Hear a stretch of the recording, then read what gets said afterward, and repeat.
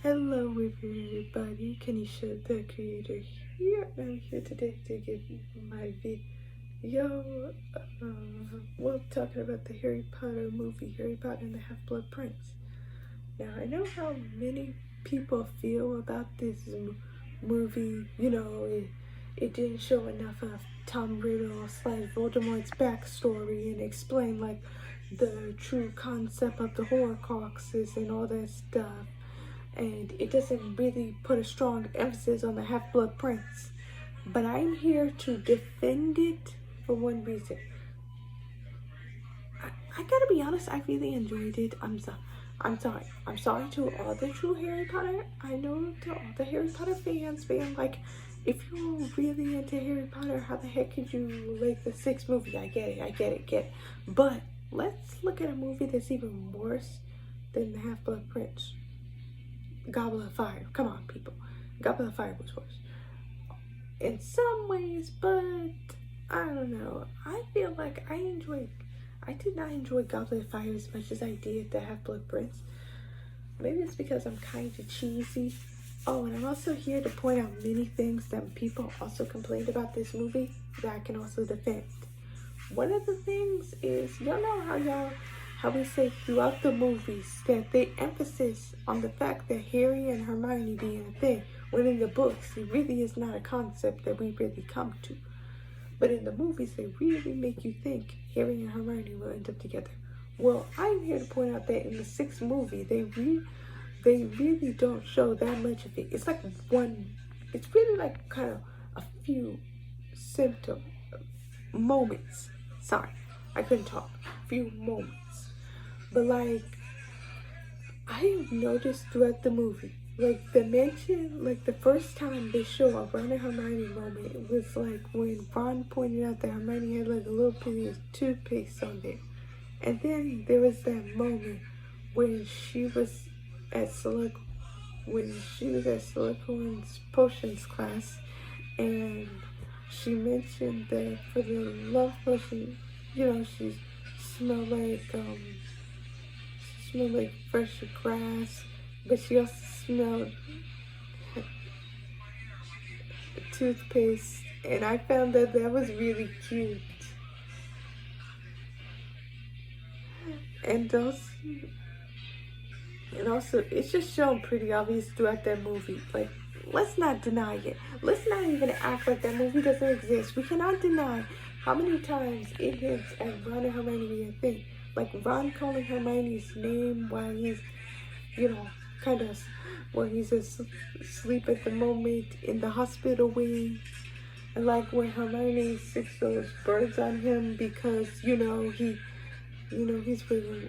was with Lavender at that moment. It really was. Those moments really, really were cute. I would also like to mention Ginny and Harry. First of all, y'all are right. Those moments that show Ginny and Harry are really cringy. Oh, excuse me. Really cringy. Oh my goodness. Those scenes are sadly cringy. Like the tying of the shoes when she feeds him a cookie, the kiss. Oh my gosh, that was sad. I'm sorry, y'all think I would even defend the kiss, but no, when I looked at that kiss, I was like, dang, that looks awkward. Dang, even a kiss looks awkward. This is just sad. It's just sad that those moments were just sad. Like I can say for a fact that the Ron and Hermione moments, they were cute, but like, man, the Ginny and the Harry moments, man, what they look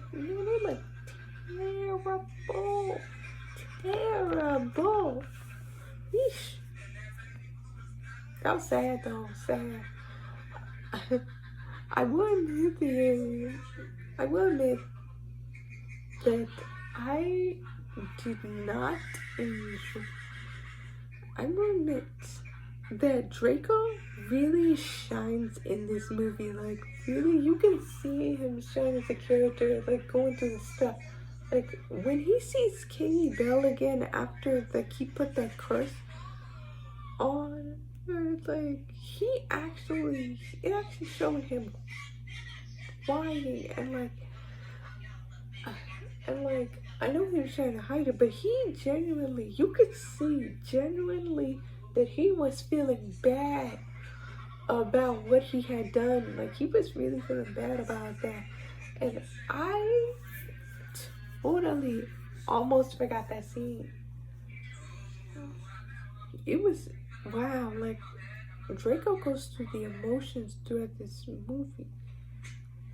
Like, him emphasizing on the fact that he's been chosen, and being, and like in his talk with Dumbledore being like, I have to do this. I have to kill you.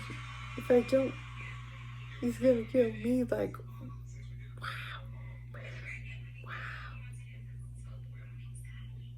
I really wish they had emphasis on more on the fact about the Half-Blood Prince thing, because it's only brought up like a few times, and they say like, and like, I know Hermione said this whole entire line, like, you literally like sleep with that book, read that book every waking moment. You won't even let it out of your sight, and you have no desire to figure out who the heck the Half-Blood Prince is, and like, it does really feel like that, because really what takes over this movie is the whole romantic plots thing, which is why I really agree with everybody else who says that the Harry Potter series should have been just turned into a TV series, like, you know, like a series of unfortunate events. Man, was that TV series, like, I gotta give a round of applause to a series of unfortunate events TV series. I know some people don't exactly like it 100%, and some people prefer the movie version, but I like the TV version. The TV version, I was hooked. I was watching every single episode through in a row. I was watching every episode. I will go back and re-watch that just because I love a series of unfortunate events. Heck, I even read the books to catch up with the TV series. And let me tell you that when I read it and finally watched it, I was like, dang, they really read the books. Like, they really read the books. And I just really loved it. But this episode, this video isn't about a series of unfortunate events. I'm just making the comparisons. But anyway, yeah, I really would have loved it if this show was turned into a TV series, but I feel like nobody is going to touch this with all the controversy of J.K. Rowling. Oh, that's another thing I have to bring up. For all the people at HBO Max who are watching HBO Max and enjoying Harry Potter on there, you probably have heard the news that HBO Max is going to be taking off all the 8 movies of Harry Potter. HBO Max is going to take off all the movies of Harry Potter August 31st. So enjoy it while y'all can, because August 31st is going to be the last time that all the 8 Harry Potter movies are going to be on there. And let me tell you, that is a huge disappointment, because one of the reasons that I wanted to watch HBO Max in the first place was because they had all 8 movies of Harry Potter. Now I guess my only reason will be because it has most of the DC things on there, and also Family Matters, and also Full House. So yeah, those are going to be another reasons why I want to watch HBO Max, but one of the main reasons was because of Harry Potter. Ouch. Ooh, my sides. Ow. Ow. Anyway, don't worry, I'm okay. Sometimes that just happens. But anyway, yeah, the Harry Potter movies will be removed from HBO Max because of all the controversy with J.K. Rowling. It's kind of sad how bad that has gotten. Controversy can be the worst thing in the universe for a book series, for a TV series. And what's worse is it's both a book series and a movie series. So yeah, the controversy is going real high. That's gonna be sad. Who knows what's gonna happen in the future of Harry Potter? They probably might even continue the Fantastic Beasts trilogy. I mean, not trilogy. Technically, they said they were gonna make 5 movies. But I don't think they're going to make the last 2. I'm pretty sure they probably might cancel it. Because with what's going on, you know it's bad if a streaming platform takes off any movie or TV show. Like with Disney Plus with the whole Andy Mack thing. Because the person who played Andy Mack's grandfather, well, you know that controversy. You know what happened then. And that's why Disney Plus won't show all of Andy Mack. It only show a few bits of Andy Mack. They try and get rid of any episode that includes the grandfather, but I'm still gonna argue with the fact the grandfather was barely in the show anyway. So, and also in Harry Potter, there are like different versions of Harry Potter where they like take off some clips that, like, when I watched both the TV version and the version on HBO Max, it's clearly the version that came out in theaters, and I'm like, these two are totally different. Where's that scene? I literally, while I was watching Harry Potter and the Half-Blood Prince, I noticed that there was this part at the end. They totally cut off the part where Harry and Hermione were talking, and he was like, he told Hermione, listen, while I'm around, could you and Ron keep the snugging to a minimum? And they totally cut that part out of them. They totally cut that part out in the HBO Max version of, like in the HBO Max version. I'm pretty sure this is a different version because there's two different versions. There's the version that came out in theaters and there's the version that came out on TV. I'm pretty sure that the ones that are on HBO Max are most of the ones that came out in theaters. So, yeah, they put the theater version of that, and it cuts off the part where they were talking about snugging. But I'm like, why'd they cut off that part? They included the part where they were talking about, like, freaking Ginny and Dean Thomas freaking snugging. So why'd they cut off the part about, like, Ron and Hermione snugging? What, because y'all huge Hermione shippers or whatever the heck that thing is called? That was the part that really confused me, though. But, yeah. It still hurts seeing the scene where, where Dumbledore dies. That scene still hurts. By the way, remember that scene where they're in that cave? That scene where Harry tried to get water for Dumbledore, and then that skeleton hand grabs his leg, almost gave me a scare. It almost caught me off guard. I was following this whole lovey-dovey situation so strongly. I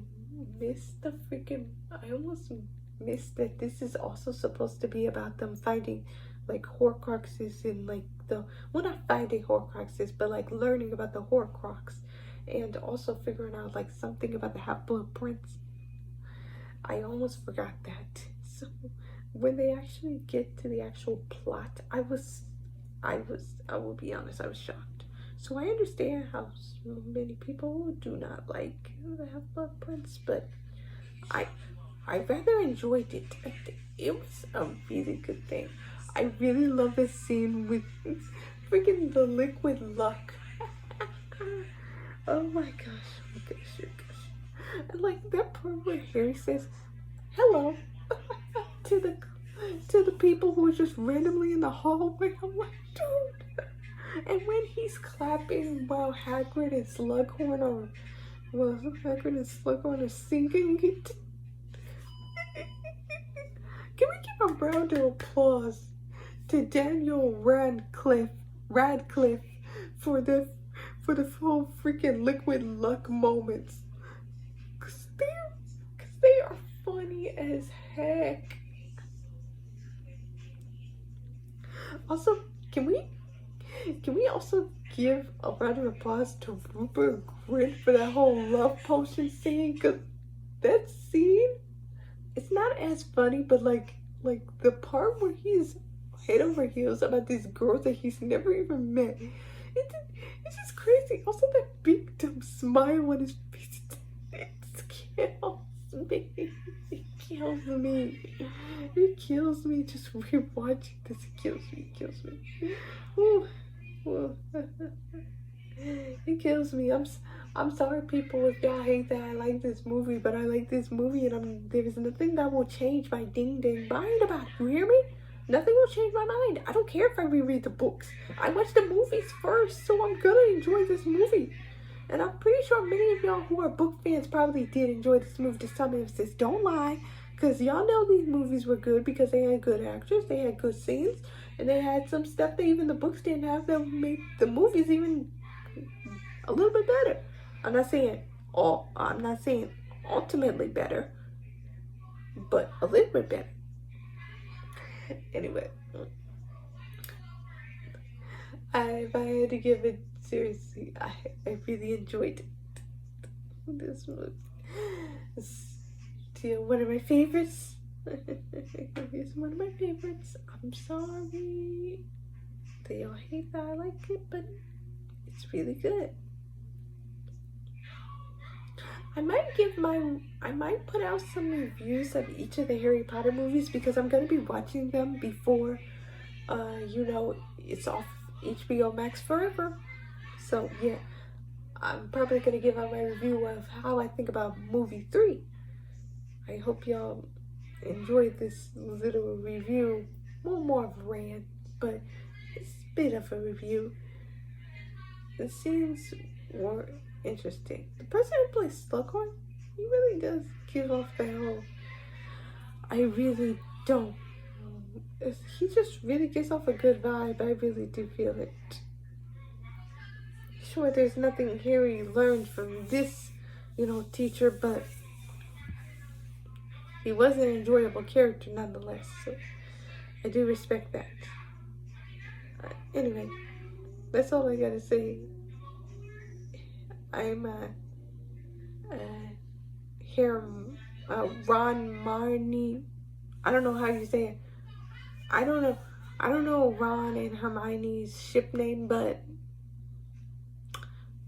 I'm a Ron and Hermione shipper through and through after this movie, like through and through. I love them together because they're actually really cute, and they actually have some really cute moments in this. So yeah. Hope y'all have a lovely day. Oh, and by the way, I know this is random, but have y'all seen the never mind. Have a good day. Hope y'all all are not staying up too late, and enjoy the summer while it lasts.